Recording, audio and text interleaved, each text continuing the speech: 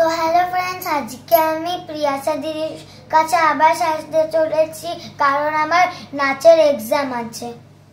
আমার পুরো ভিডিওটা দেখবে। সো ফ্রেন্ডস, আজ আবার তোমাদের সাথে একটা ভিডিও শেয়ার করছি, তো পুরো ভিডিও দেখতে থাকো। আর হ্যাঁ বন্ধুরা, তোমরা যারা আমার চ্যানেলে নতুন আছো চ্যানেলটি সাবস্ক্রাইব করে দিও, আর যারা আমার ফেসবুক পেজ থেকে দেখছো তারা অবশ্যই ফলো করে দিও। আর এই পাকা বুড়ির ভিডিও তো তোমাদের সাথে এর আগেও শেয়ার করেছি। এত পাকা বাচ্চা এর আগে আমি কখনো দেখিনি। তো তোমাদের বাড়িতে কি এরকম দুষ্টু বাচ্চা আছে অবশ্যই কমেন্টে জানিও।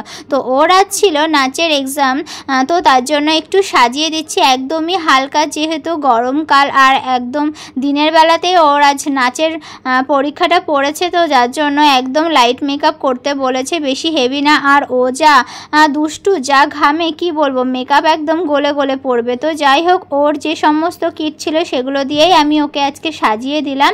তো দেখো, ওকে আয়নার সামনে বসানো মানে বারবার করে শুধু আয়না দেখবে, আর এতটা ডিস্টার্ব করে কি বলবো। তো ওকে সাজানো মানে ওর সাথে যুদ্ধ করা প্রায়। তো যাই হোক, এমনি খুব ভালো আর আমাকে খুব ভালোবাসে। যখনই ওর সাজানোর প্রোগ্রাম বলো বা কোথাও কোনো কিছু যাওয়ার হোক না কেন, আমাকেই সাজিয়ে দিতে হবে ওকে। আর দেখো, ওর তো আগাগোড়ায় পিঙ্ক কালারের লিপস্টিক পছন্দ, কিন্তু আজকে একটু অন্য রকমের শেড ওকে দিলাম, কারণ পিঙ্ক কালার সবসময় তো আর ভালো লাগে না।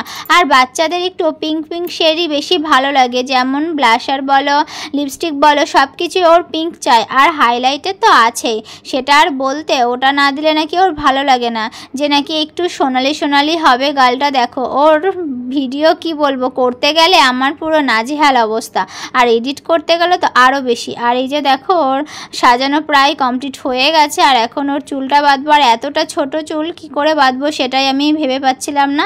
তো যাই হোক, দেখো পুরো লুকটা দেখে নাও তোমরা। সো হ্যালো ফ্রেন্ডস, আমার পুরো মেকআপটা হয়ে গেছে।